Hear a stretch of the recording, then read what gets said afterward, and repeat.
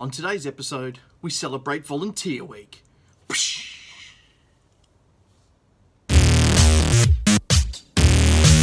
This is the Business of Art.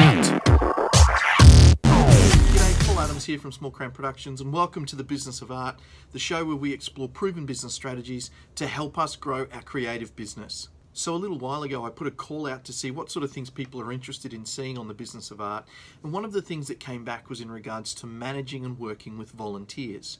So I thought, what better time to do that than Volunteer Week? I've done a little digging and I grabbed some stats from Volunteering Australia, but I also put a call out through my own network, which is filled with lots of people that volunteer their time. And I asked them two questions. Firstly, why do you volunteer? And second, what are the sort of things that make you stop volunteering? The Volunteering Australia research tells us that people find volunteering a valuable addition to their lives. And in 2014, which is the latest stats I could find, there was over 5.8 million people over the age of 15 in Australia that volunteered their time. That's a lot of people. Something great for us to note as creators is that when people were asked what sectors they would like to volunteer their time in, arts and culture ranked number 5 out of the top 8 sectors that people want to give their time to. And here's a handy graph. 99% of people who were interviewed would be interested in continuing to volunteer.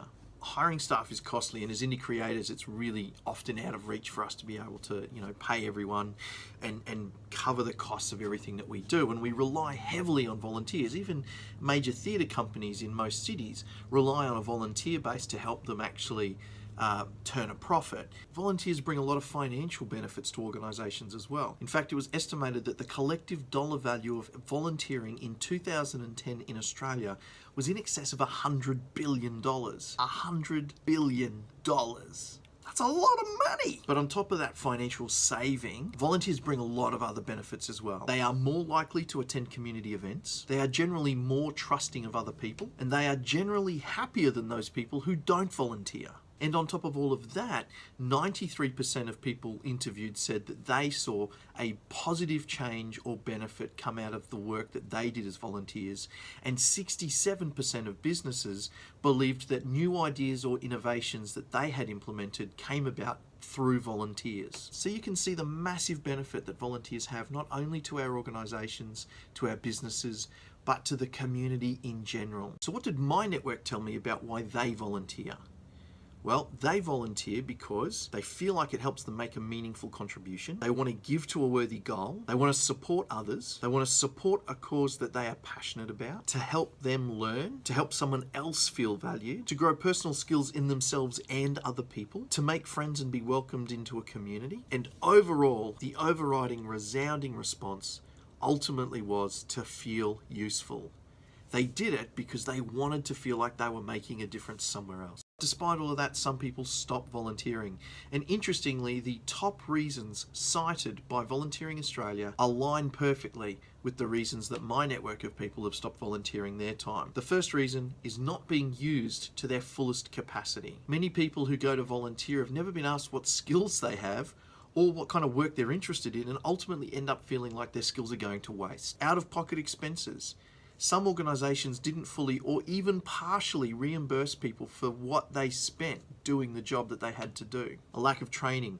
Many volunteers are shown just the very basics of how to do the job and thrown in the deep end, never giving any kind of context as to the bigger picture or what kind of impact their work that they are doing has on the organisation as a whole. But the major reason cited was a lack of appreciation. That after being somewhere for a while, people felt like they were taken for granted and no longer recognised or valued for the contribution that they make. We have some responsibilities when it comes to volunteers. Obviously, we need to have the appropriate coverage to make sure that if something goes wrong, that person is looked after. So whether that's your own public liability insurance or whether you're able to auspice that through someone else, make sure that you have something in place. Duck for Cover is a really great business that's offering low cost public liability insurance. They do that because it's a collective and they can actually keep the costs low.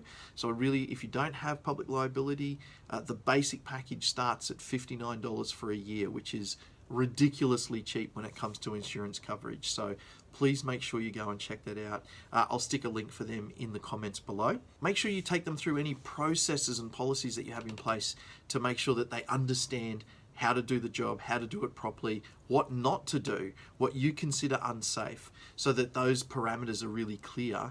And it's our responsibility to create a safe work environment, and that involves not just physical safety, but emotional safety, mental safety, and all of the things that go around that safety culture. So make sure that you really think those things through. And that can be quite simple. Don't overthink it, but just make sure you are paying attention to that side of things as well. So what can we learn from all of this when we're working with volunteers for our creative businesses? Well, firstly, ask the volunteer what skills they bring and what type of work they're interested in doing, because then you can align best the time that they're spending with something that's going to make them feel like they're contributing something of value. Don't expect them to spend their own money. Most people are happy, obviously, to pay for, transport costs to and from somewhere. But if there's something that is required for them to be able to do the job, well, then that's up to us as the business owner to actually provide that for them. Just make sure that they're not spending their own money on something that you should actually be providing. Communicate. If someone reaches out to you, make sure you get back to them. Even if you miss a message and it's 2-3 weeks later, send them a note that says, hey, I'm really sorry I missed your message. Thanks for the offer. Obviously, we're a bit late now, but please think about us in the future or whatever. Time once spent is something we don't get back. So don't waste yours and don't waste theirs. Show gratitude. Actually be thankful for what they're offering, as little or as much as it is.